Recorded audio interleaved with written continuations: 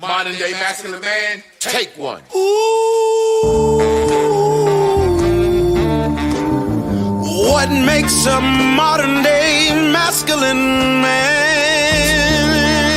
When you drink your liquor straight, a modern day masculine man. I pay all the bills and I tells my woman the truth. Got my shit together, do what I wanna do, say what I wanna say. I won't break, you are not me, and I am not you. I kept it real, so now I can do what I wanna do. Modern masculine man. Welcome to Man School. Welcome to the Modern Masculine Man Podcast, Mitch.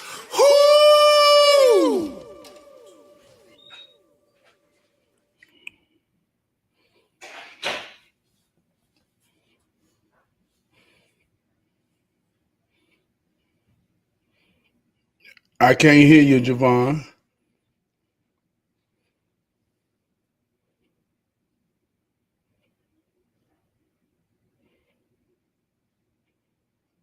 Can you hear me? I can hear you. Can you hear me? Okay. Yeah, we good. Okay. What up, fam? I'm gonna give a quick question sound check for the people in the audience to make sure we good out in the universe. There we go. Man, it's Tuesday night, man, and I'm excited because I want to talk about a subject. My homeboy hit me up today, and he just asked me straight up. He said, man, why do black people not want to erase the history of slavery? You know, Donald Trump talking about removing certain slave artifacts from the Smithsonian, certain things they didn't tore down all the Confederate soldiers that was downtown in the South, you know, different places. And he asked me, why do I think white people want to erase slavery and why do black people want to hold on to it? So I said, I want to talk about this. I want to see Trab's perspective. And I know I have my perspective. I think I have a good understanding of what's going on. I'm a history buff. I love history. Shout out, tonight's show is brought to you by Spiritual House Sage. I ain't going into what it do because YouTube hit me with the block saying you are giving medical information. Yeah.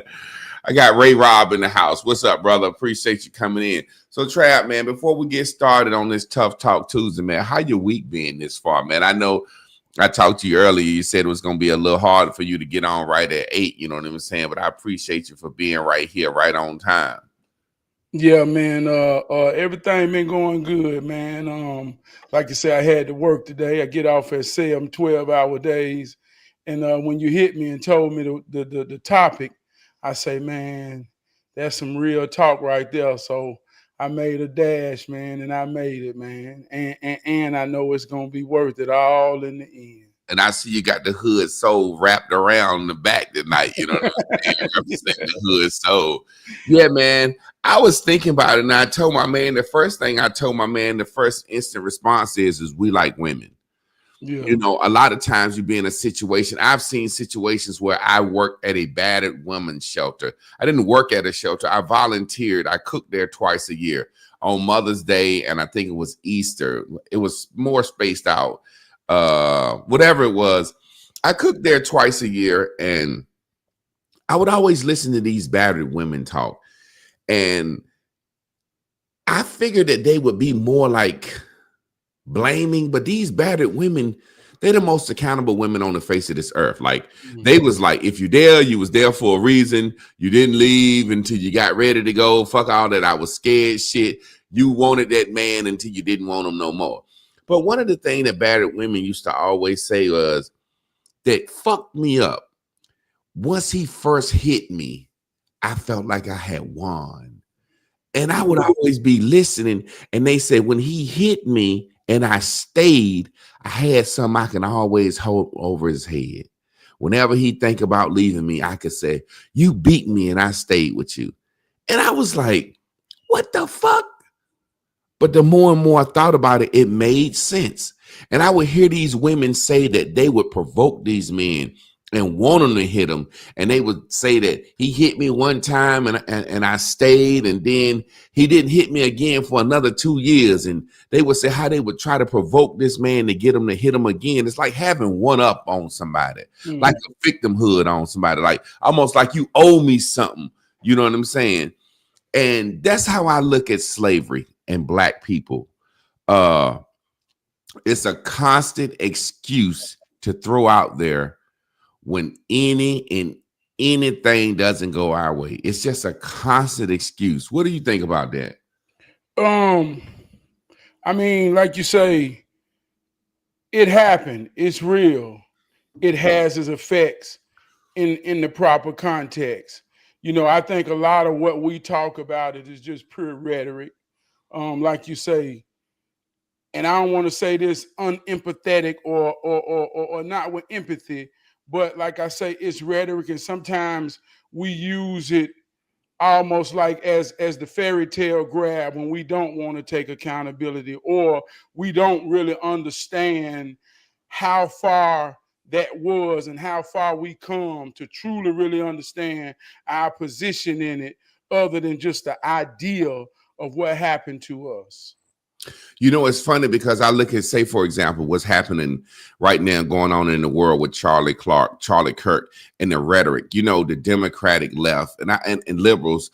And the world is being separated. And I've been saying for a long time, it ain't black and white. It's going to be Republican and Democrats because it's going to become a immoral thing.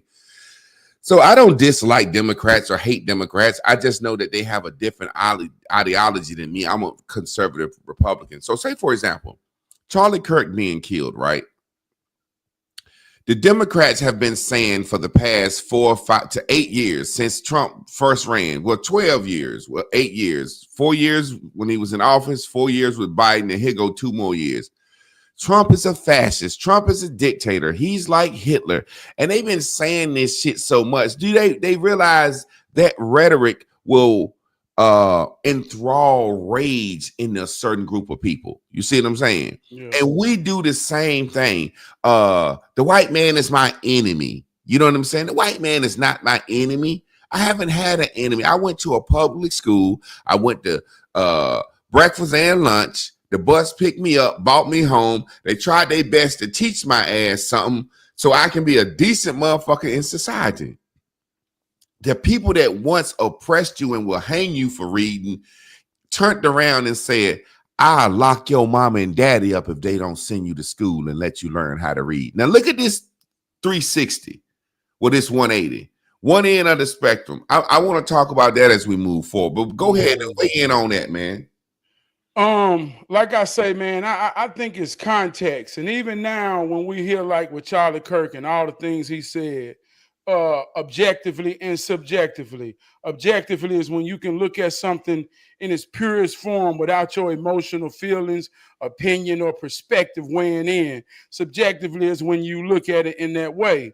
So when you talk about context in slavery, I've been in a situation where I've had a conversation about slavery with a white man who I know can't have empathy for what my grandparents and grandparents experienced. See, I know this. So if you expect a fish to climb a tree, then it ain't, at some point, it ain't about the fish no more. It's about you and your expectations. Mm-hmm. So when I hear white people talk about slavery and I'm in that conversation, I know it's subjective or I know it's objective from them, and they can't have empathy.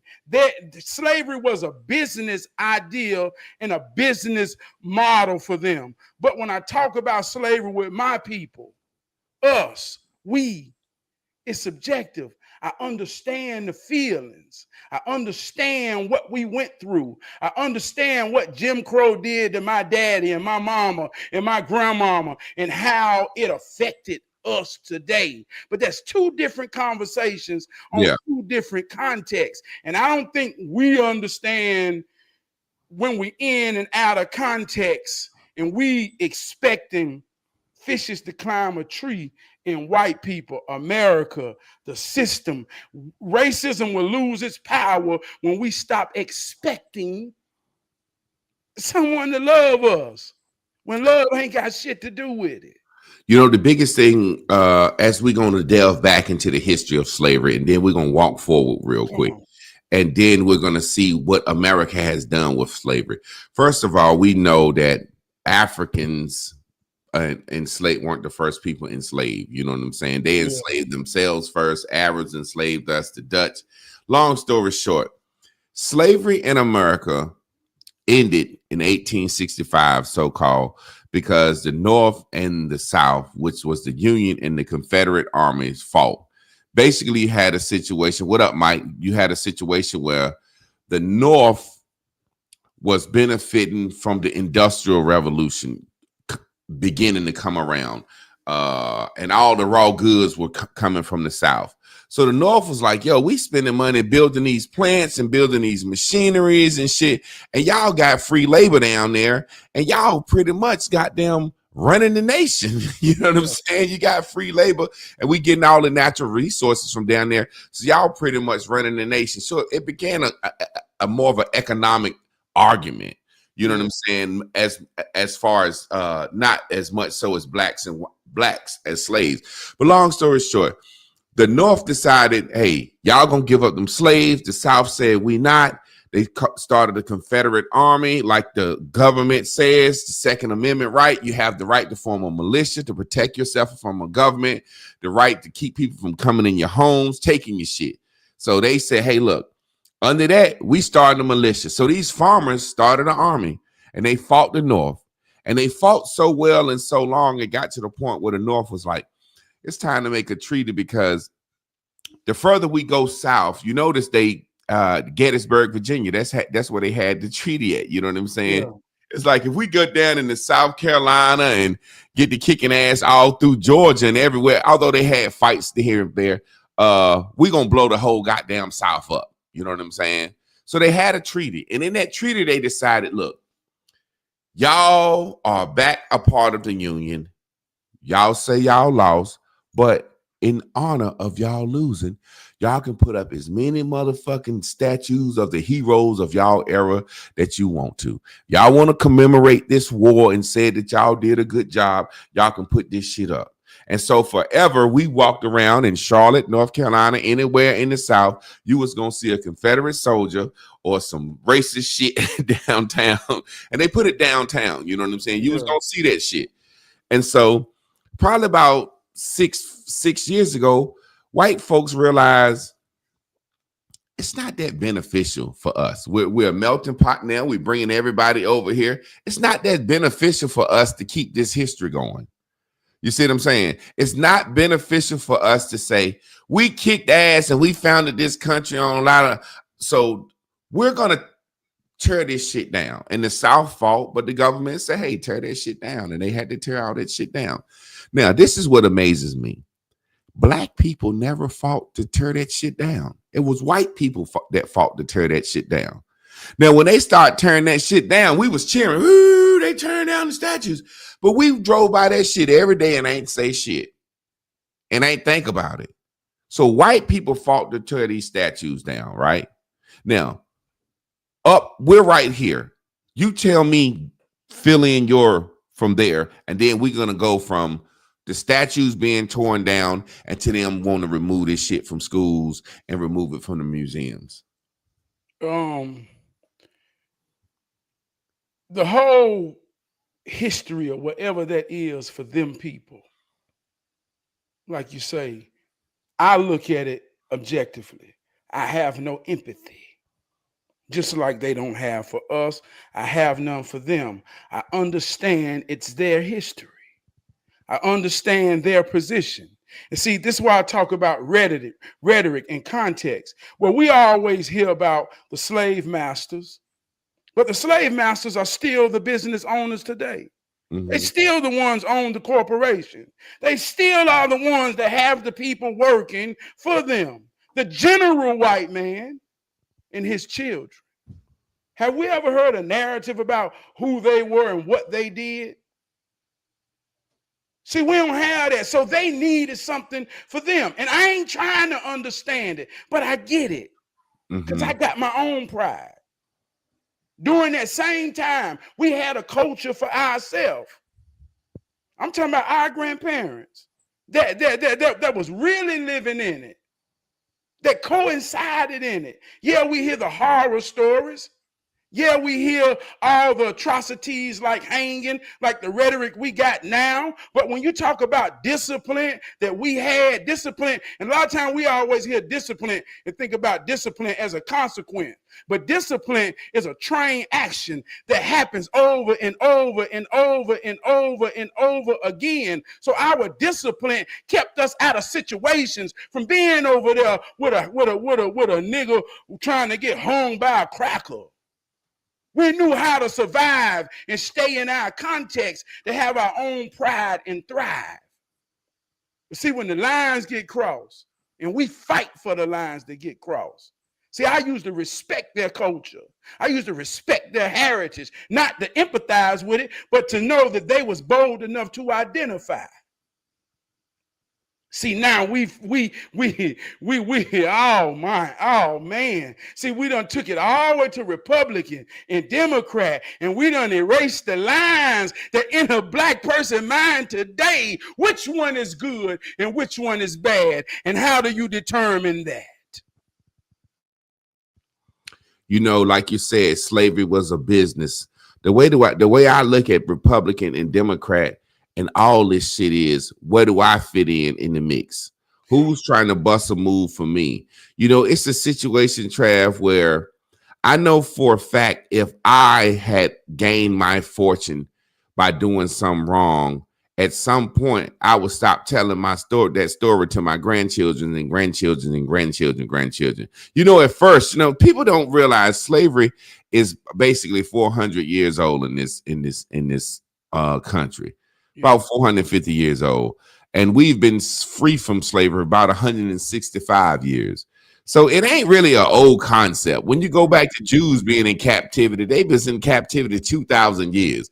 So I had a homeboy ask me, blacks and Jews. I said, man, Jews been persecuted 2,000 years. Them motherfuckers and figured out how to deal with that shit and come around. And we ain't been persecuted about 450 years. So we ain't really been in that shit long. And slavery is only 2 lifetimes away. 160 years. That's 2 80-year-old motherfuckers. You see what I'm saying? Yeah. So a lot of people don't realize how far away this shit was, but actually how close it was too. You see what I'm saying? Yeah. So I'm looking at it in a situation like, if I, in the first 200-300 years, yeah, we kicked ass, we took this country, we kicked ass, we took this country, and that's for any motherfucker else want to come to America. We kick ass and took country, we opened the borders up, but if anybody come over here, no, we run shit. We'll kick asses. We put the fucking Asians in concentration camps. We did all this shit to the Jews, the Irish. We run this shit. And then after a while, it's like after everybody start intermingling and the cultures become multicultural, it's kind of like, I'm kind of ashamed that we kick so much ass. So you see what I'm saying? Yeah. And then on the flip side, me as a black man, I would rather at some point my ancestors stop knowing I got my ass beat. You know what I'm saying? It's like black people want to, for the next 300-400 years, white people are looking down the line of posterity, like they said, and to the posterity for which it stands, to the future generations for which this stands. They're looking down the line and say, we don't want for the next 300-400 years them to feel like we the most savages, ravenous creatures on the face of this earth. But black people on the turn are saying, for the next 400 years, we want them to know we were slaves and got our ass beat. Man, you really feel where I'm coming from? Man, real life shit, right? Like you say, 2 80-year-old grandparents. That's your grandparents and they mama. My granddaddy died when he was 92. He was the youngest of 8. He had an old family.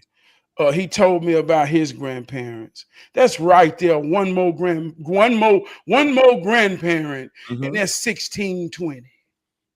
So this ain't a long time ago. This is folklore that some of us still got, right? So when we have this rhetoric and these ideas of just us being so inferior, so weak, we don't realize what these spells do to us, man.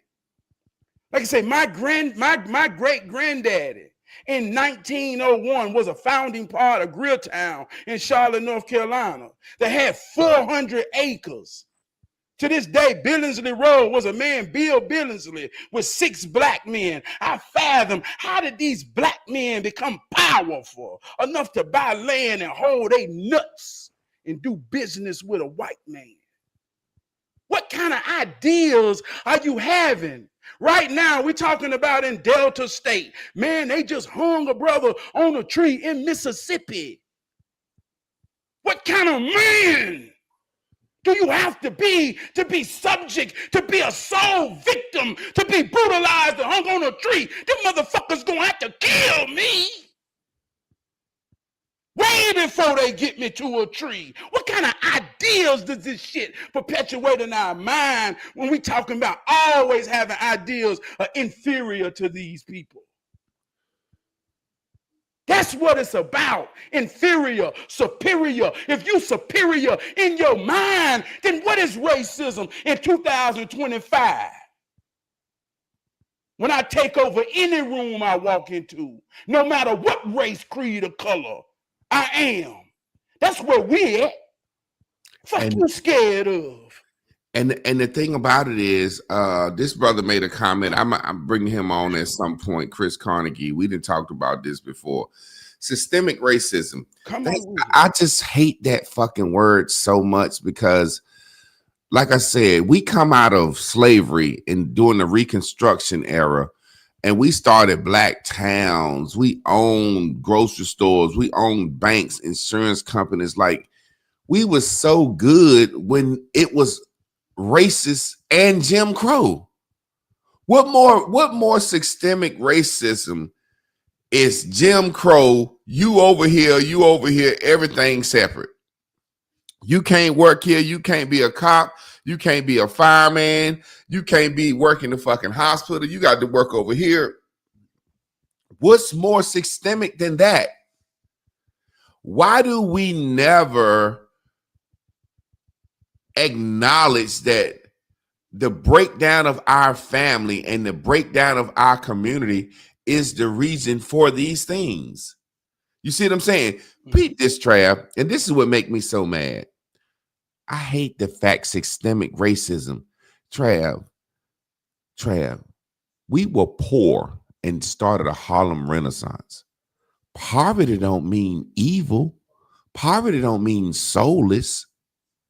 We act like poverty meant we were supposed to just become evil, soulless people that would turn on our own brethren. There's this movie, and I want everybody to watch it. It's called White Power, White Powder, Black Power.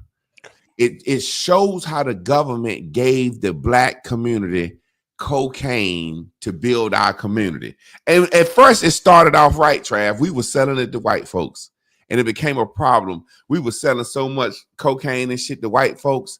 And then we started selling it to our own, but then we thought we were smart. We let our young folks have it, right?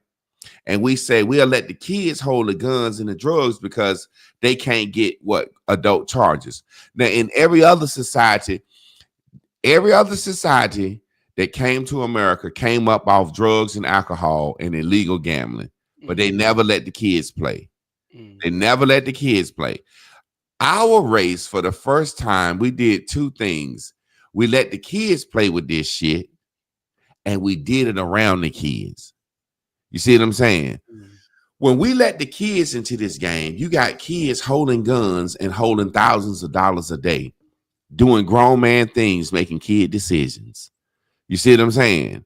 So the point that I'm making is there's always been a way that the white man has tried to make people be able to come up. He just did it with PPP loans.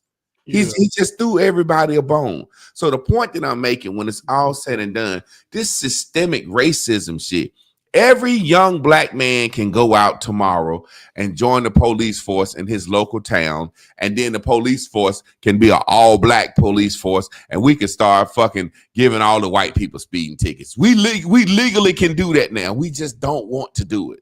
Man. Systemic racism, man. The root word of that is system.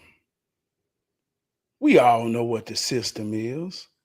We all know the history of slavery. We all know our position in this game. We know that. If you expect a fish to climb a tree, Javon, at some point, it ain't the fish that's fucked up, it's you. We know this. So when you talk about systemic racism, every part of the system is against us. Do you know the parts of the system? That's the first question. If we're going to talk about systemic racism, have you identified every part of the system, and have you identified your position in every part? See, I got cultivated with the spirit of an athlete. And the spirit of an athlete taught me it's going to always be opposition. But you can't worry about the opposition. You got to have discipline, and you got to condition yourself for the circumstances when you meet at the line against opposition. So we always done knew what the opposition was. It's the system. How do you discipline yourself to know your position in the system? I'm a black man at work. I've been through everything that a black man go through. I done got in the rhetoric of, if I buy a house and I do this to it, I'm going to make money. And I went through that rhetoric thinking that the system was fair. And I went to sell my house, and they told me no matter how much you put in your house, it ain't worth shit because you stay around black people. And I say, oh, that hurt me to my heart. That shit hurt. It was systemic racism. But guess what? Motherfucker, I ain't gonna lose because I'm doing this for my family, a reason. So I ain't expecting no fucking fish to climb a tree for me.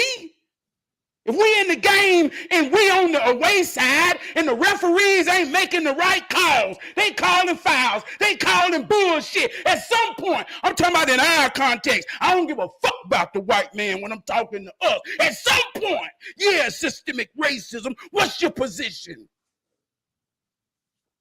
And that's not being not empathetic. That's not being understanding that people gonna fall, people gonna suffer. But when we in the huddle, we got to understand first down, goddammit. We trying to make a touchdown.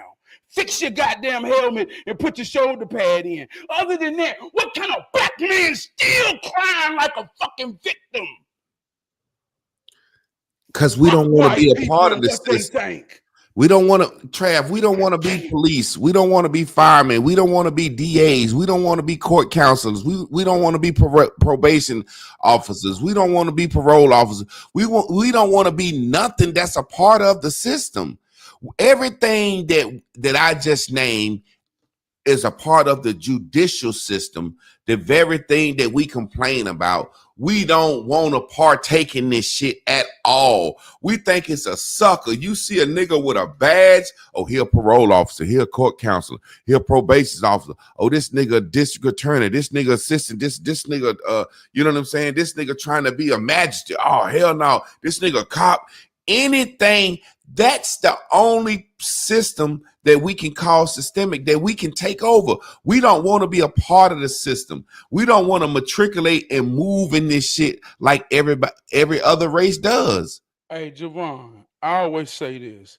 A man as real as his reason. And no matter if you're a doctor or a garbage man, both of them doing it for real if they doing it for a real reason.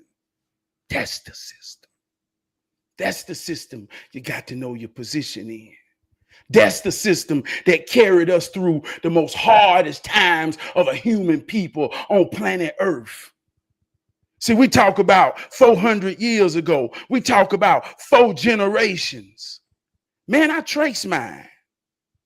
All the way to the early 1700s until we became numbers. But guess what was there? a man, a woman, and his children. Only till now. We get caught up in this group think, man. I think social media created a group think. We're so close, but yet we're so far away. At one time, there was nobody to cheer granddaddy on when shit was going bad. You know what I'm saying? If granddaddy's crops won't coming in, won't nobody there to say, yeah, man, mine too, man, mine too. Everything bad, everything bad, everything bad. It's like a motherfucker knew that he had to get up, he had to make it, he had to make it fucking happen. It's like now what we have is what I call like the fucking weirdo Avengers. It's like you got this group think where everybody can decide, hey, fucking Lizzo is sexy and it's body positivity. And if so many people say this shit over and over and over and over and over and over, now Lizzo is sexy. Lizzo is body positivity. Then all of a sudden Lizzo lose weight, said, fuck that fat shit. I was just saying that shit. And then black people never say, hey, this bitch led us astray. We just keep on going with the same Lizzo goddamn thought process. It's like most of the motherfuckers that'll tell us that there's systemic racism out here and that shit is hard is doing well. Even the brother Chris Carnegie that's sitting there talking, I know he's fucking doing well. Most of these revolutionary niggas that talk that motherfucking talk, that keep that motherfucking bullshit talk going, no different than the motherfucking white man keeping this motherfucking fascist, communist, you know what I'm saying? They call Dr. King a communist, you know, so much. That's what they do. Malcolm X said that about them. So no different than you have a situation where motherfuckers is saying slavery, systemic racism, so much. There are so many people that can join in and say, me too. Yeah, there's a reason I'm fucked up. There's a reason I'm fucked up. Peep this, Trab, when you was talking about systems, right? Down to something simple. I remember watching this this podcast and who was it? I think it was Suge Knight said that Suge Knight, Suge Knight, Master P, Jay-Z, Puffy, and Russell Simmons sat down and was talking about starting their own black distribution company. Now that's black people that's within a system. We could run and regulate entertainment and sports if we want to. We can have a much more powerful say if we join together, right? But we don't. So they Suge Knight said, Suge Knight, Diddy, Russell Simmons, Master P, and Jay-Z sat down and they said they was like, yeah, everything good. They said Jay-Z went to the white man and told him about it and blew the whole shit up. You see what I'm saying? So we have ways that we can get in. You know what I'm saying? We get up every motherfucking month for the joy. Oh, the 13 S is coming out. The fucking Jordan 441's coming out. And we get up and we do a lottery. Watch this. We do a lottery. We be in line all across the country.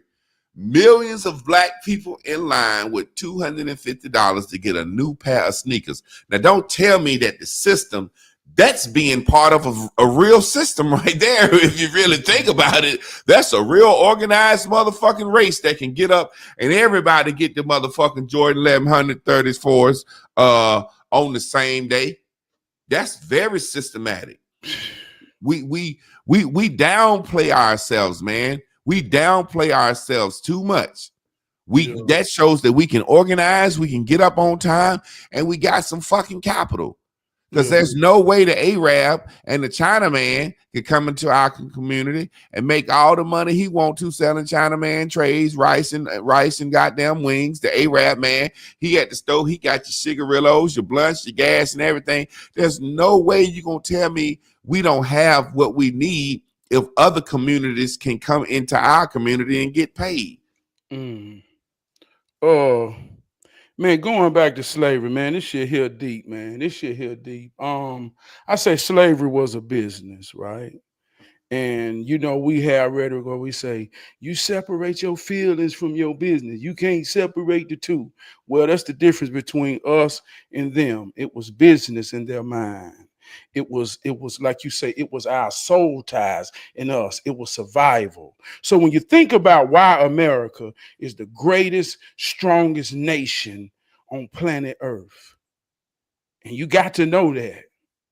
The greatest, strongest nation on planet Earth. And no matter what somebody telling you, if you in this car and you don't believe that, then that's like going getting in the car with a drunk driver, knowing you finna crash. So you better believe and know that we the strongest nation on planet Earth. But let me say this. The reason of that is because it was all far back.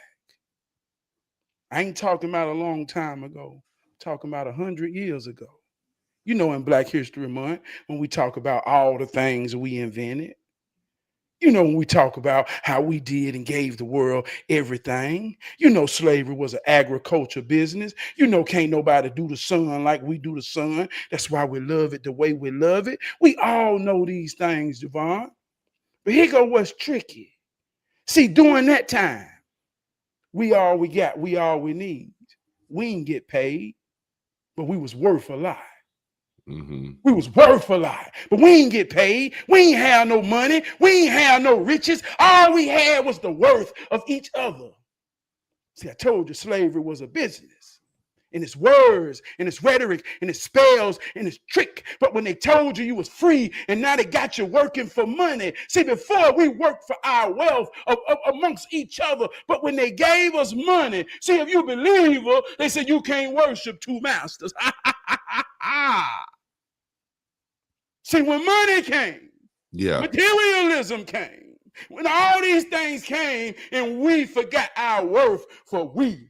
Mm-hmm.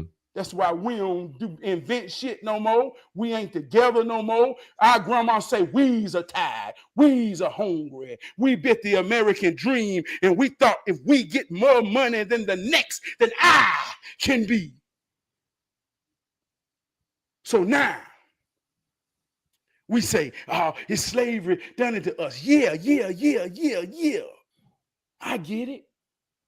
But if you can say that, if it's systematic, if it's systemic racism, if it's slavery, whatever it is, I want you to ask yourself a question. And the question is more powerful than the answer. If you stand on that, then tell me what's wrong with you. Ain't nothing wrong with the nigga. He doing real fucking good in life. Yeah, what's wrong with it? If you feel that, and I'm talking to the people, if you feel that, then be honest. Look in the mirror. What's wrong with you? Ain't nothing wrong with him. He doing real well in life. Sometimes we just get used to the rhetoric. I give you a perfect example, like you just said. When we were worth something, when we produce something, when we can grow our own food. Now we got to work to give our children an apple. We can't even get an apple. So it's almost like they said, hey, trade y'all worth for our dollar. Like you said, it's like y'all could coexist outside of us at one point. Now we literally have to go trade 40 hours for them to give us money for us to get a bottle of water, an apple, or anything that we used to get for ourselves, and we still be breaking even and being broke. But guess what? This is the tricky shit about it. White folks and every other race have to do that too. I keep thinking, what do we think? Do other folks don't have to get up and go to work? And it's about how you prepare your children and prepare yourself for life. You see what I'm saying? We act like we live in a world where white folks don't have to get up and go to work. And everybody, Mexicans, everybody is doing it. Can't nobody go outside and pick a fucking strawberry out the ground or get some grapes or a peach off the tree. You have to trade your labor for the things that used to be free.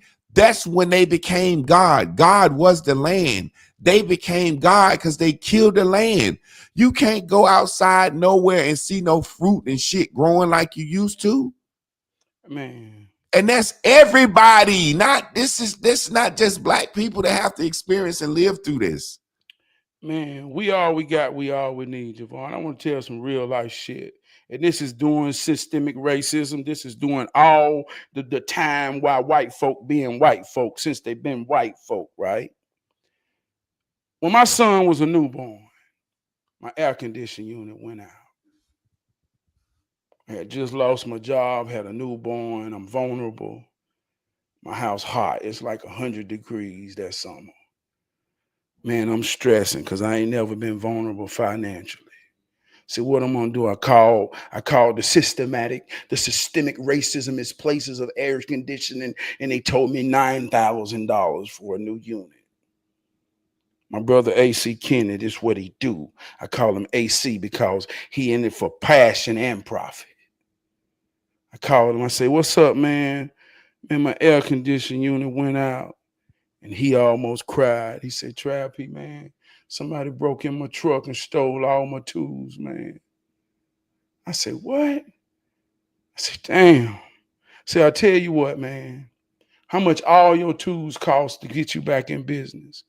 He said, "About $400-500. I say, "Man, you still got means to get me a unit. What's the cheapest you can get me a unit?" He came over, sized it up. He said, "Man, I can get a unit for $600. So for $1,100, the systemic places that we call racism, Morris Jenkins and these white guys that'll come and give you a higher price in today's time because you're black, told me 9,000. But my brother say we all we got, we all we need. And for $1,100, I still had to pay, but I got my own system. See, I do some things like we all do some things. And when you understand your position in that system, see, we had to go to that system to get the unit, to get the resources, to get the product. But that's business. That's fair trade to anybody. That's where he got to go, like you say. That's where everybody got to go. Mm-hmm. But we go there in our position, in our context. So when we come back, lay him $100, and that's a fair trade for a brother to a brother. Yeah, because you got him back on his feet. You got him to where he can make some money. You know, it's funny because let me say this. Let me close it with this. Let me close it with this, man, because the point is about our wealth is in our relationships. How well are you building relationships with us, for us, by us? And I ain't talking about no big idea. I'm just talking about the people that's in your life that you deal with. Because the more and more you understand how to bring wealth amongst us, the more confident you become. And the more you don't have confidence, you're insecure, you're vulnerable, and that's when you become a victim. When there's no confidence and security, it's any goddamn body. Why not it be the white man? It's got to be somebody. It's who willing to motherfucking dominate. You know what I'm saying? And we never gonna be able to dominate, keep telling the story or getting our motherfucking ass kicked. We ain't gonna be able to compete. I say all the time, man, you think about Black History Month and what we learn about Black people. Do you think white people loved us so much that they decided to say, hey, we oppressed y'all all these years and we love y'all so much now. We want to teach y'all about y'all history every month, once a month, every year for the rest of time? No, they were saying, listen, we take things out of context. Like, say, for example, when they say, if you don't know where you're being, you don't know where you're going. That's a saying that they made up so they can always tell their children, hey, we kick ass to take this shit. And I know you might think it's a little bad that we keep kicking ass, but we gonna keep kicking ass. That's why you sit in the front of the class. That's why you got certain things that the little black kids don't got. Well, over time you feel guilty. They learned that from those Israelite people. They said, let's give them Black history, and they think it's for them. And each year our white children go to kindergarten, and soon as you tell them about Martin Luther King, they run home. Mama, we learned about Black History Month. It opens the door for white people to tell their children, yeah, Martin Luther King, yeah, this, that, this is why this is this. And it tells the little white kid at 5 years old in kindergarten, oh, so we better than them. We kick their ass, they inferior. That's why they fucked up. And it tells the little black kid in kindergarten, we got our ass kicked. We inferior. That's why we fucked up. Like, I would not take my grandchildren on my family land and tell somebody in the future my granddaddy stole this shit in a card game. You know what I'm saying? Why the fuck I would tell them that? You know what I'm saying? Like, why would I tell them that? Man. Or why would I take my children to a plantation? Say, for example, we see it all the time. And black people celebrate this shit. Black people actually go visit old slave plantations and cry, oh God, I feel the spirits on the trees. I still feel the souls in here. And white people are saying, now listen, this is Shagatal Plantation, and you can have a tour of it. This is where we hang slaves. This is where the slaves ate at. This is the big tree over here that we used to whip them on. You can take a picture at the whipping tree, and we be right there at the whipping tree, sad, crying. The whipping. And these motherfuckers charging us $30, $40 for this shit. And we think when we go see this shit that we actually had a great moment. Yeah. Like I say, I get that though, man. Like you say, there has been, like you say, cause and effect is real though, Javon. There is effects to what we've been through. We long for something in the past to hold on to. And like you say, like you talk about that soul part of us, the thing that make us worship Jesus more than anybody on planet Earth. The things, all those things that taps into our feelings. That's a real thing, and I empathize for that in us, but it's all about context. It's all about who's telling the story and what is the intentions behind it. Like you say, it's no different than my daddy taking me to the mill to show me where, and this ain't my case, but this way I work, this way your daddy worked, this way your granddaddy worked, this mill gave all of us a good old life. And he ain't lying. And that person can look at that meal and be thankful that that's the roots of their legacy when there is no other legacy. So I get that, and you can't take that away from people. But like I say,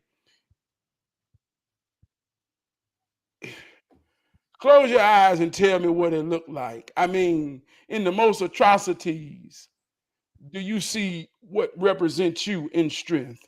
Or do you see the one getting beat the fuck up and hung the fuck up? We know that happened. Yeah. If you still here, you survived. And you got to think and know that you was a part of the strongest of the strong. That's why you here today.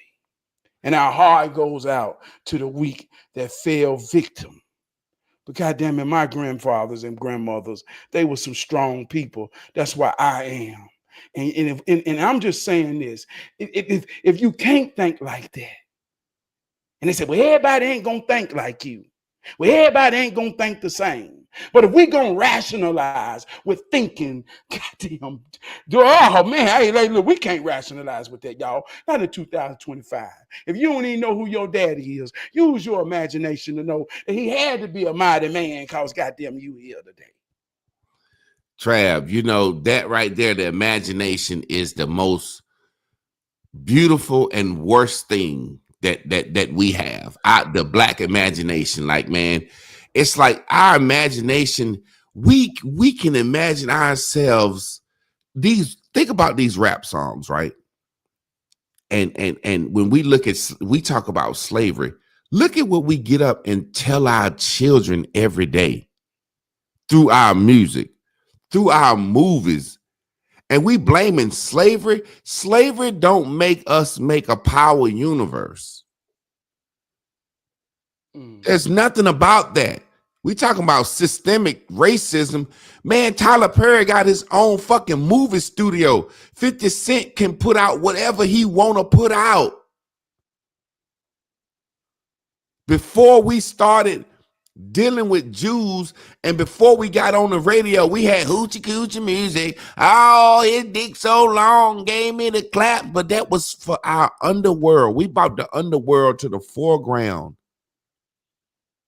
It's something about us and that dollar. This is what people don't understand. That dollar bought the low life out of us.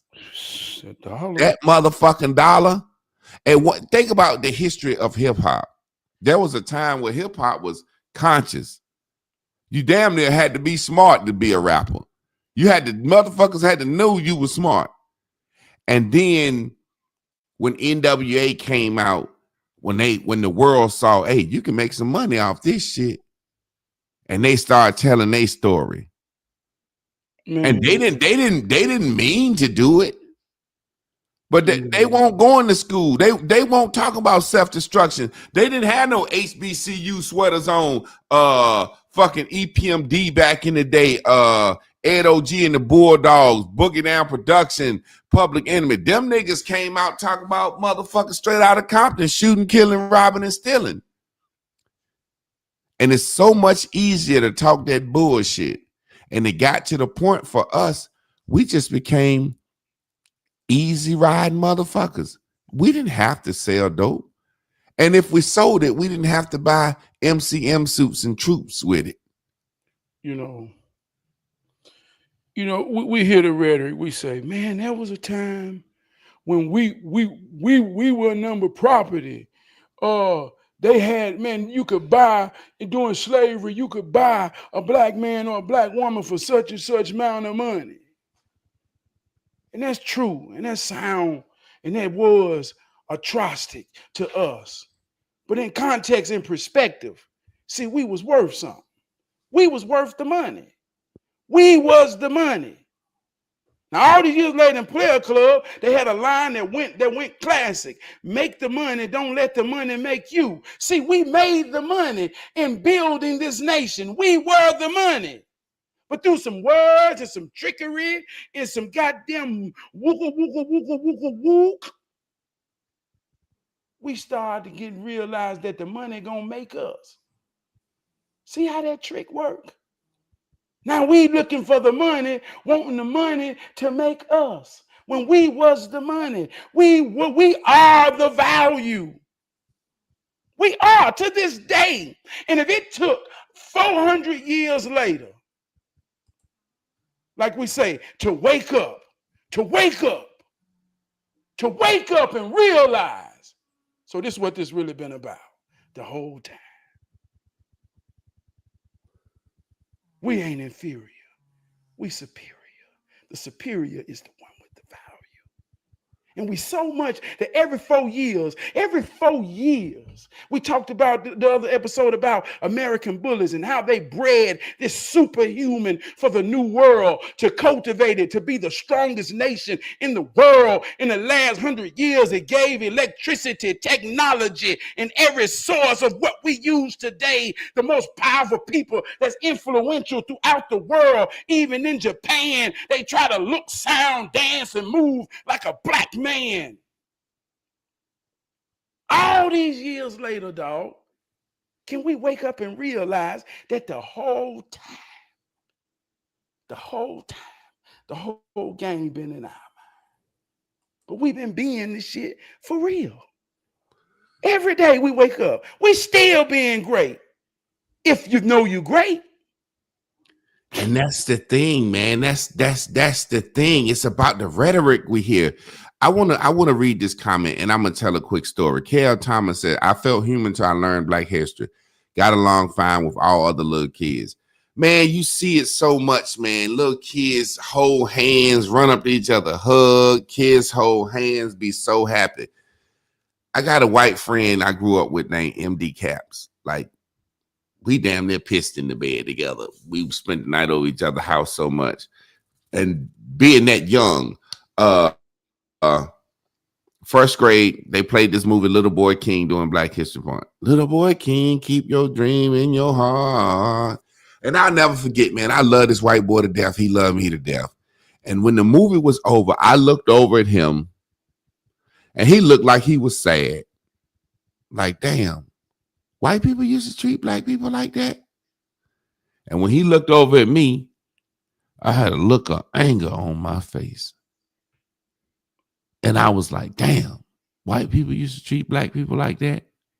And we went outside to the playground, and they used to have these big swings that we would swing high. And then across from the swings, they had these fucking tunnels, like concrete circles, like 4 of them that you crawl through. I don't know if they had them at every playground.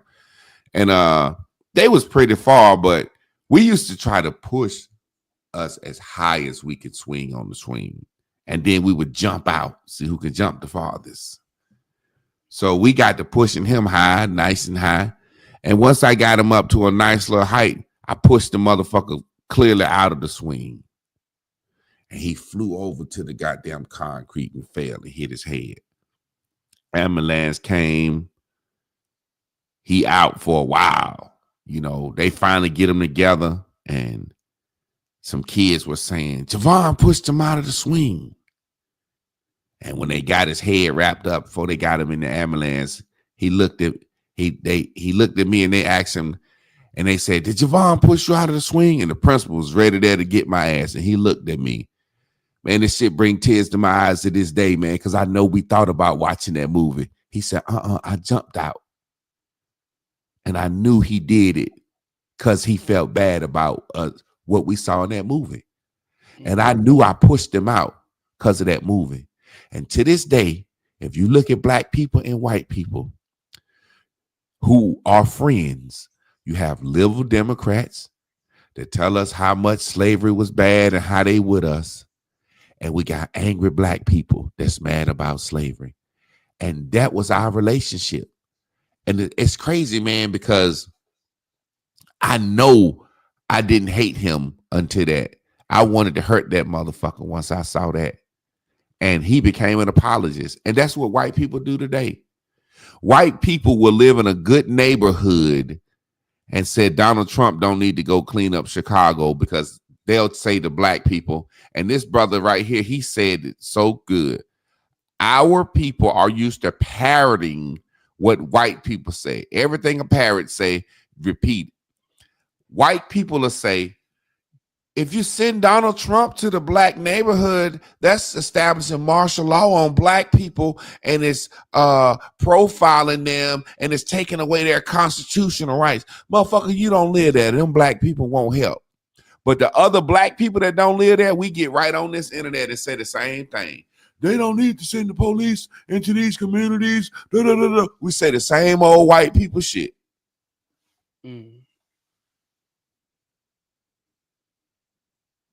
Same shit. Like, hey, look, example. If you put something in if you want to hide something from a nigga, put it in the book.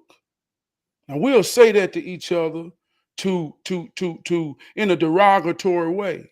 But then we'll talk about how evil and things he did, and since, well, they'll beat your ass for reading. They used to beat our ass for reading. Well, they hid it in a book because they done beat your motherfucking ass and knowed you know better to go get the book. Don't that make more sense than saying in a derogatory way to now, like we say, oh, you have something in the book. And see, we don't want to use the same logic to just look at the same things we parrot to each other. But in real life, we ain't had a language. If you go back to the beginning, the book is filled with the English man's words. I told you, in real life, not 400 years ago. I'm talking about a man who died when he was 80, talking to me saying, I remember when nobody knew how to read. And when we learned how to read in the country, man, we forgot how to do everything. So the trick was to make you think that what was in your mind did not have value and was inferior to what's in his book. That's the trick today. It's still the trick. Example. I save money in a shoebox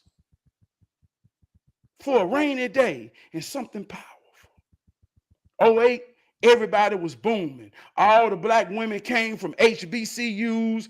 This was from between 04 and 08. All the black women came from HBCUs, got jobs at the call centers. The bootleg Jordans came out. All the drug dealers started selling bootleg Jordans and bootleg CDs, and motherfuckers that didn't even know how to crank lawnmowers up started getting trailers. It was almost like a renaissance happening in black America. America, and they got together, and all you had to have were 2 years job credibility, $500 in the bank. We was buying houses, we was getting married, because with her and him, they could get a brand new Altima in a new house. They had kids. Then the economy fell, and everything fell with it. She said, I ain't finna go through no goddamn struggle. I can do bad by myself. So they split. The kids gay, the kids fucked up, everybody fucked up, because the money was the reason we was something at that point.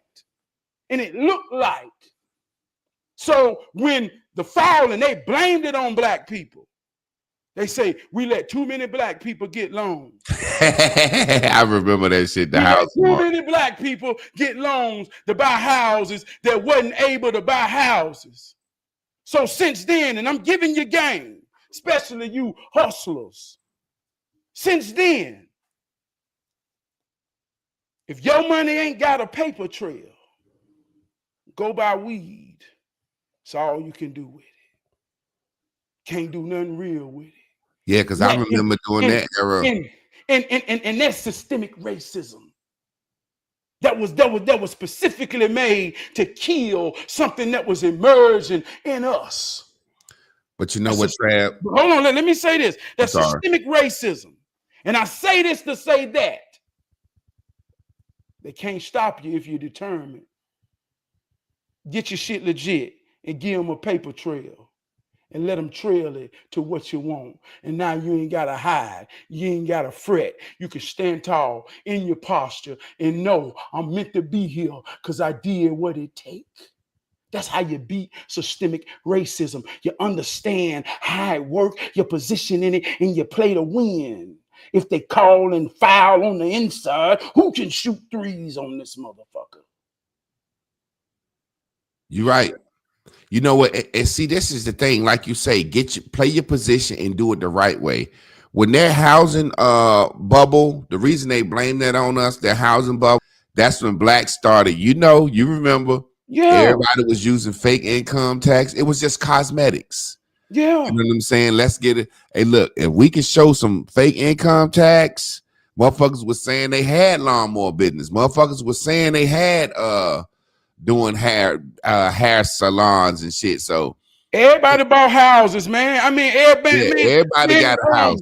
I got married with at least 7 or 8 people during the same time. It was a renaissance. I got married and bought a house during that era. For real. Yeah. And see, this is the thing.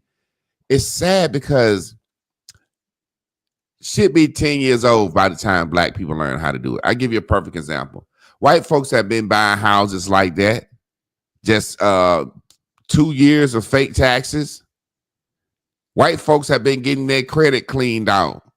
By the time black folks start to learn how to get the I'm sorry. By the time we learn the system, they switch it up. And then we overcharge motherfuckers for something that they can do themselves. You know what I'm saying? Like, we would charge a motherfucker to send a letter to a credit bureau, and we charge a motherfuckers $1,000 to fix their credit. You know what I'm saying? And something that they can do. And then once we start doing stuff so much, once we start filing bankruptcy, they switch the bankruptcy laws. You know what I'm saying? We just be late. We be late on things. I'm serious, man. Say, for example, when the government hit, me and Chris and Lynn all had LLCs. You know what I'm saying? We all had businesses. So unemployment, loans, you're part of the system. If you work the system, if you know the system, you know what I'm saying? Then you had people that did shit illegally that went to jail. And you see what I'm saying? This is what we do. We have a certain group of black people that are.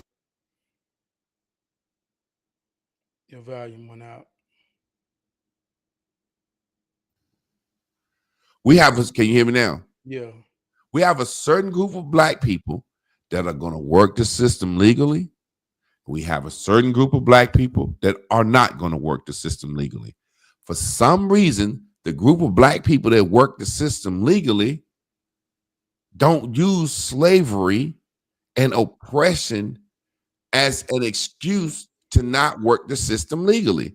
It's always the motherfucker that want to do the scam or don't want to do right, talking about some fucking slavery and oppression and some past shit, or either a nigga that's working the system well, capping just because it's the cool thing to do. Yeah. It's almost black power to say, we fucked up.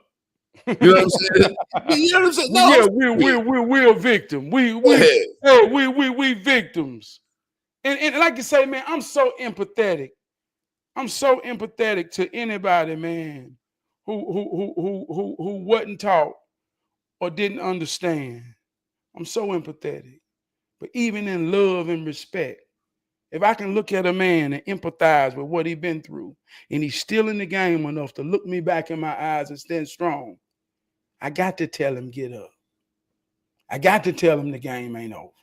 I got to tell him, hey, look, I just told the high school the starting high school quarterback of my son team. I just told him this the other day. I say, listen, little Sam, you got to have a short memory.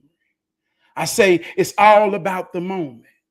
I say, I don't care if you score a touchdown. You got to let it go, because the next play you can throw an interception. If you throw an interception, let it go, because the next play you can throw a touchdown. So I don't care what you've been through, brother, man, sister. If you can stand in this moment, you still in the game. And I ain't finna let you be no victim if we come in contact. If you're listening now, I get where we come from. But if you don't know where you're going, any road will take you there. But goddamn, you got to, in your mind, be going to somewhere powerful and prepare for whatever is designed to stop you, whether it's racism, systematic, or individual. It ain't gonna win. Trab, I'm not empathetic to certain things. Say, for example, now I always say no check, no vote. I got a hashtag saying that, right? Now, peep this. I'm saying, as black people, we shouldn't fuck with neither party unless they fucking with us. And reparations is something, but I don't necessarily think we deserve that. You know what I'm saying? Say, for example, I don't think it's fair for me to pay taxes for people to be on welfare. I don't think that's fair. I don't think it would be fair for white Americans to pay taxes for us to get reparations when they didn't own slaves. I'm just speaking objectively. Yeah. Now, do I want reparations and would I love it? Yes. But I don't think it's a situation where that's fair or that's right. You see what I'm saying? Now, having said that, as black people, Trav, what I'm simply saying is we did not struggle like our ancestors, and we have half of what our ancestors had. This has got to be something that we're doing. This has got to be something that we're doing. Okay, let me say it like this then. And this is more so on the rhetoric side, but there's some truth to it. The effects of slavery has something to do with our condition. And I'm going to say, well, our condition is self-hate. And I give this example. I had a conversation the other day where they say, well, they drop truckloads of guns in the neighborhood. You don't want to talk about how the guns get there. You just want to talk about the guns. But let's talk about how the guns get there. The system, the government, the white man put the guns there. I say that's true if it is, right? So let's suppose it's true. And this is a man who into guns. Say, how many guns you got? I say, you ain't got no more than anybody like guns. So I'm saying this, if they put the guns there, if they put the guns at the bottom of your street in today's time, Javon, and you done looked around and say, goddamn, my heart, well, I guess they for us. How many you gonna go get with the bullets? Quite a few. So my point is, see, a programmed mind can be calculated. A programmed mind, I'm gonna say this again, a programmed mind can be calculated. That's why a con artist can run a con on you and be confident in what you're gonna do. Same game. Yeah. So the calculation is that they can get the guns. They're gonna kill each other. They're gonna kill each other with them. Wow. See, that's us. We can control that. Why we got to kill each other? Why we got to hate each other? Now, I want to tell a real story, and I know, man, but this in my soul. That's why I say, if slavery is the cause of what's wrong with us, then I ask, what's wrong with you? So I went to researching my history because I really want to understand what's wrong with me. I ain't about no rhetoric. I want to know my story. Fuck history, right? So I go through the census, and anybody want to find themselves, go through the census. You can do it for free. But every time I found a generation, it was a man, a woman, and their children. So I got to my grandmama when she was a child. She was 9. And I saw all my daddy uncles.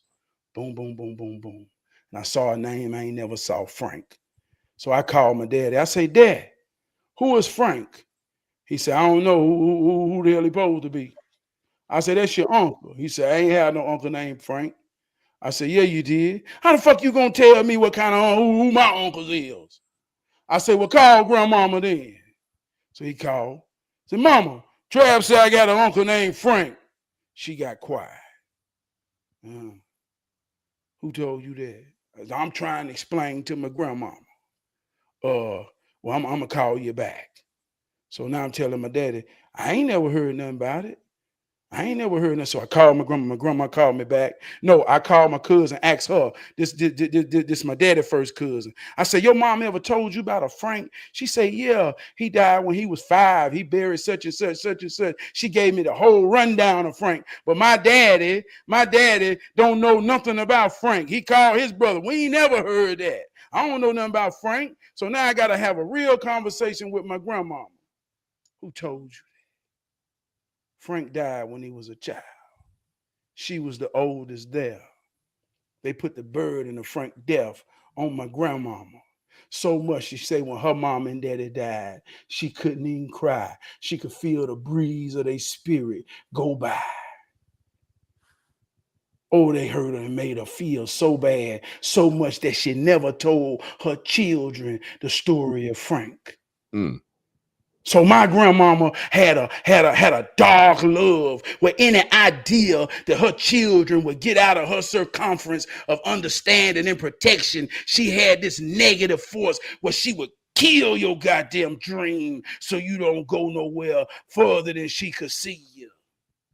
Boy, you talking now. So all my cousins feel this and don't know why.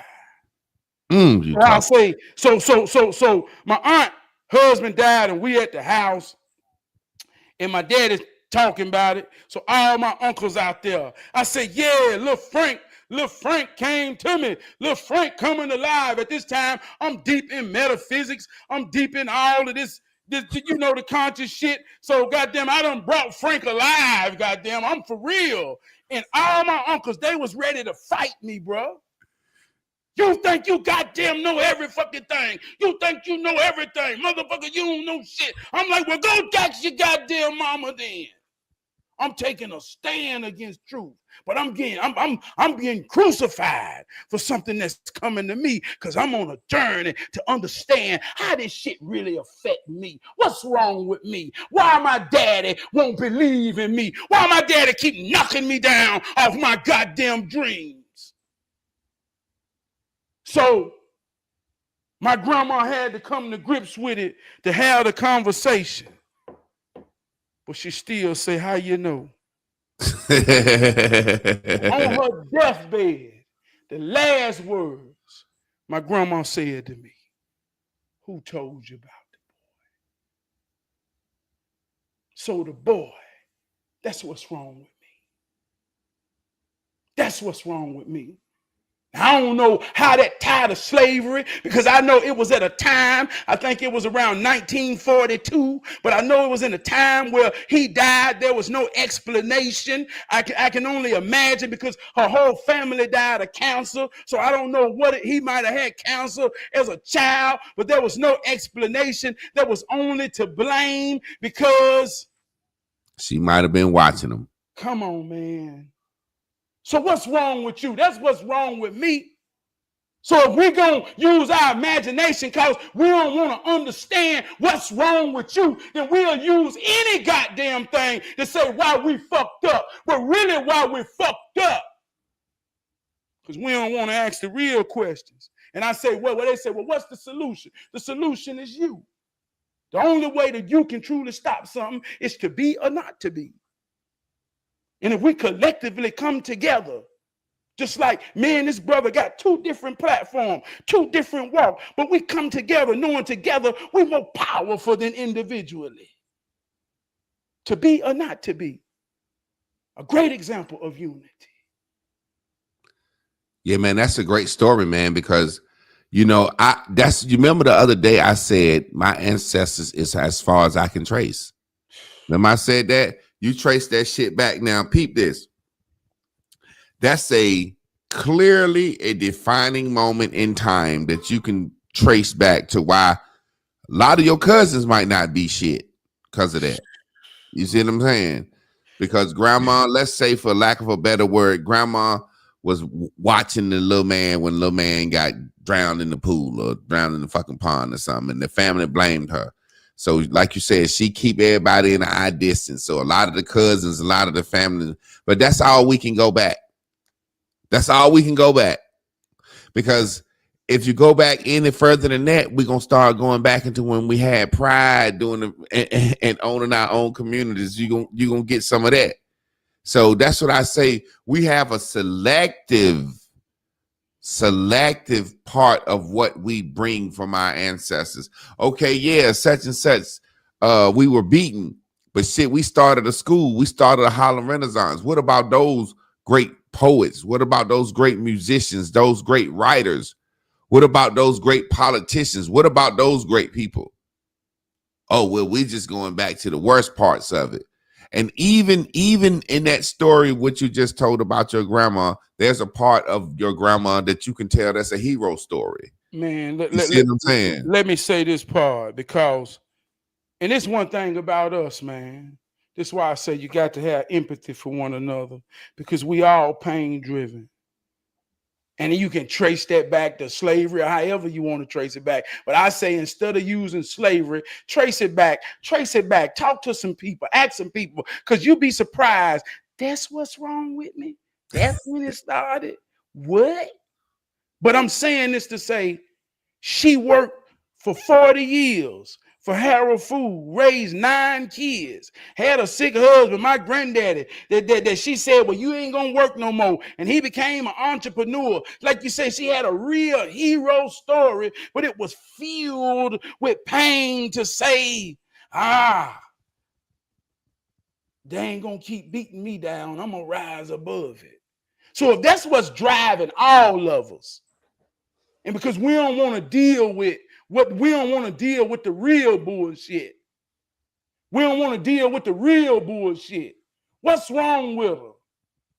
You know what's wrong with her. And if you don't, how about you ask her? So we can really understand how to get the solutions for us so we can be or not be. But as long as it's us in the room,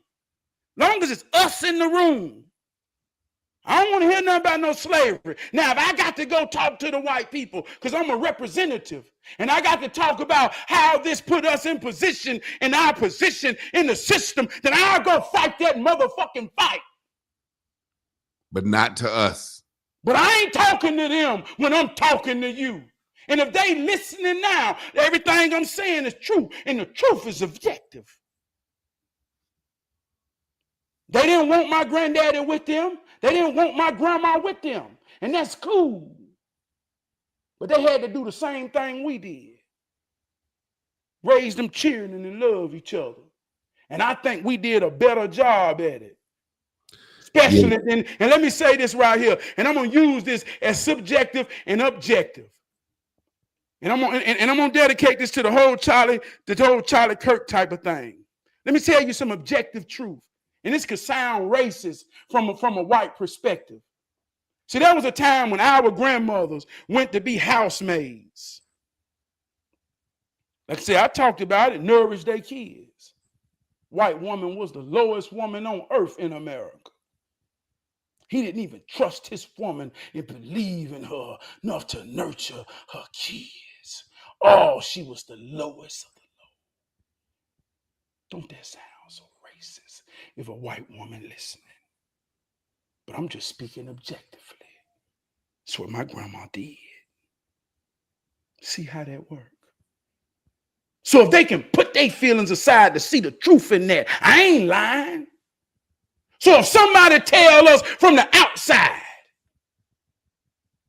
if they looking on the outside of us and we got a 4-man front and they say the dude beside Travis is their weakness, we're going to beat them because we're going to run up his chest all goddamn game. And I got to tell my friend, hey man, you the weak link and they coming at you. So you better get on your shit and be ready. If he can or can't accept that, then that will be the reason we lose. So from the outside, if they say to weaken them, it's to destroy the man and the woman relationship.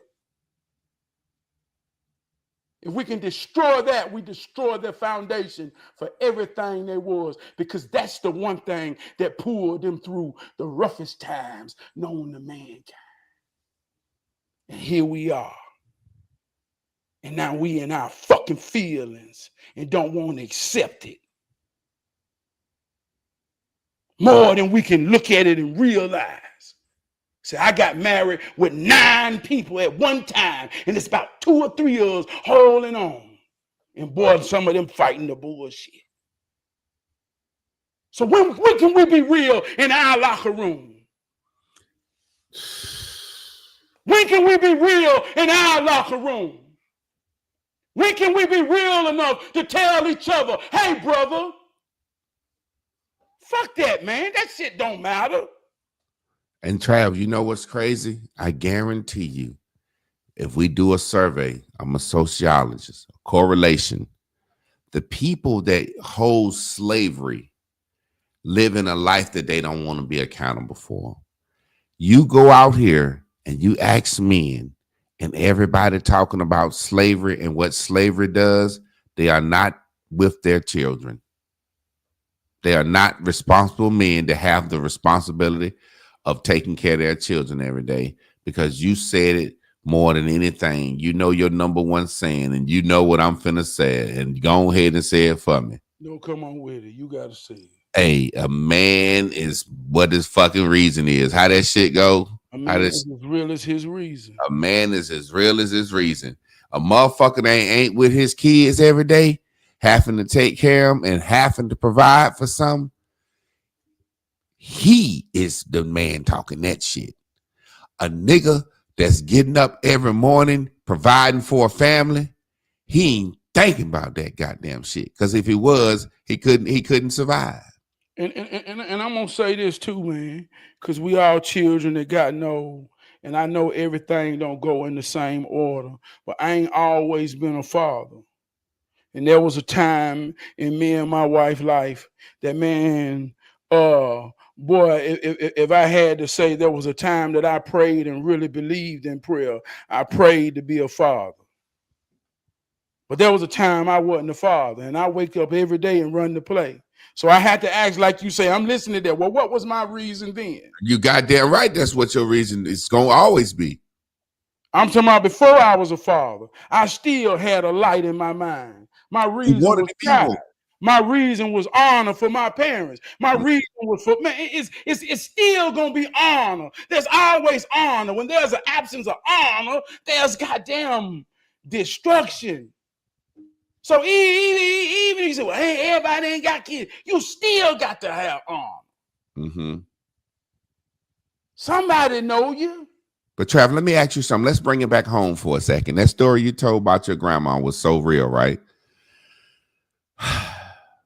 What do we say about your grandma in the future? Do we tell the family as we moving forward, grandma was irresponsible and got Freddie killed, or do we say grandma worked 40 years and raised 9 children and it's the legacy of this family? What do we tell posterity? Well, I'm gonna be honest with you, dog. The truth ain't popular, and that story came to me for me. Yeah. When I told it, I damn near had to fight. Yeah. My aunt told me after Because my grandma. you making mama hurt bringing up her memories. Boy, look. My aunt told me after she died, she say, Trab, she had nightmares. She had nightmares, and he kept coming to her when you brought him back. Yeah. And Yo, that hurt me. smart That mouth hurt me. ass goddamn Trav out there black consciousness conjuring up That hurt spirit. me in a way, man. You know what I mean? But on the real side, man, that cured me. Because if I ain't understand that, see, I always talk about a wolf.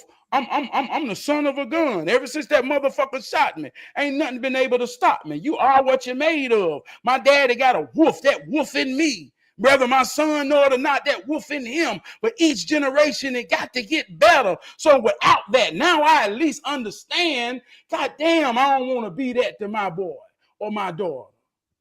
So that's why I search for the story. Now I got cousins. I got a cousin. I got a cousin who named his son Frank and didn't know that. Yeah. He like, damn. Well, wait a minute. Where the name come from? And I'm fucking with him. I told you I brought him back. He in this bitch. I woke him up.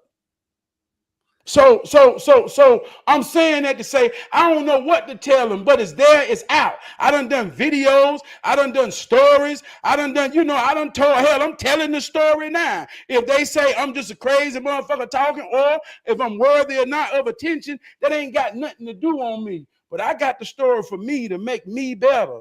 And I know if they suffer from the same things we suffer with, because we got the same grandparents that raised the same children in the same house. So I know they're affected by it. If they use it to make them better, then hey, so be it. If not, This brother Joe Cook says had a conversation the other day with a friend, and that was the difference. He focused on slavery, and I focused on accountability as of today. Now, obviously, you see this man on this picture with a woman and 2 children. You know what I'm saying? And that's just the bottom line to it, man. I hear people all the time, Kanye West says some shit. He said we still a slave today.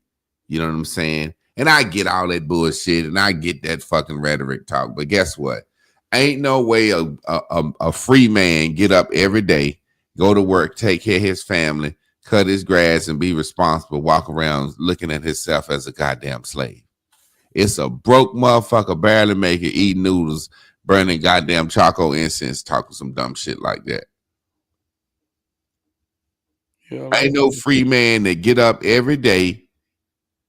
Back in the day, them motherfuckers said, I free, goddamn it, and they were sharecropping. Ain't no free man get up every day, go to work, whether it's for a company or for himself, take care of his family, is walking around seeing himself as no goddamn slave. And like I say, slavery was business. So we got ideals of becoming successful for money. Like to say, you got purpose and you got profit. Profit comes at the end of a process. Purpose drives you through the process if you in it for real, for the right reasons, right? So you got a man that wants to be a business, somewhat have responsibility of others on his back. If I got a successful business, there's a thing called payroll. Payroll is when you pay the people that help operate your operation, and you become the sole dependent of their life. If you work for me and I pay you, this is a means of your mortgage, your rent, your food, your transportation, all the infrastructures. So when we say we want to be business owners and entrepreneurs, do we even understand the process and what comes with that? So we got this idea of, we're still saying these ideas, I ain't working for nobody. I'm too real to work for somebody. Man, I'm gonna be a businessman. So when you get a businessman, how do you inspire those who not real enough to work for somebody, but choose to trust you? How you gonna tell the people that work for you they ain't shit because they work for somebody? That, let me know, that let me know your ideals ain't for real. Hey man, before we get out of here, man, Your ideas ain't for real. You just want to be a slave master in your own goddamn mind. Or just don't want to goddamn get up and work, and you want to be a scam artist. Because if you ain't got no employees and taking care of no motherfuckers, you're not a business. Yeah. You ready to use systemic racism to knock a brother man down and stand on somebody's shoulders thinking you above the rest. Yeah. Brother Lawrence Poindexter said, man, I needed to hear this conversation. Time to get to work. Before we get out of here, man, I just want to say to all the brothers, man, listen, we all we got, we all we need. We got to stop making excuses and we got to be examples and we got to speak out. You know what I'm saying? We got to speak out and stand up for the regular shit. The shit that they calling sellout shit. The same shit that the white man is telling his son is what I would tell my son. Get your ass up, work hard, take care of your family, and make some of yourself. Come on. That's what everybody's telling their children. That's what everybody's telling their children. Every race telling their children that. So this whole slavery thing, everybody that went through their shit. I seen a time when Mexicans first came over here, we used to laugh because you used to get your grass cutter, get a Mexican to do some shit for $20, $30. Them motherfuckers charging like the white man now. They didn't went through they goddamn Moses period. Your Mexican charge your ass like the white man now. So, Trav, we gonna get out of here, man. Is there anything you want to say before we get out of here? Yeah. There's three type of people in this world: the hero, the villain, and the victim. Don't see yourself as the victim in no movie, not your own or nobody else's. Be the villain. One man God is another man devil. Every Saturday during football season, they send prayers between two little league teams. God help us, both sides. There got to be a winner and a loser. How can we expect peace when these are the rules? In order to win, somebody got to lose. Play with all you got, but don't be no victim, man. Give it all you got, but don't be no victim. It's your story. It's your movie. You're the main character. I love you.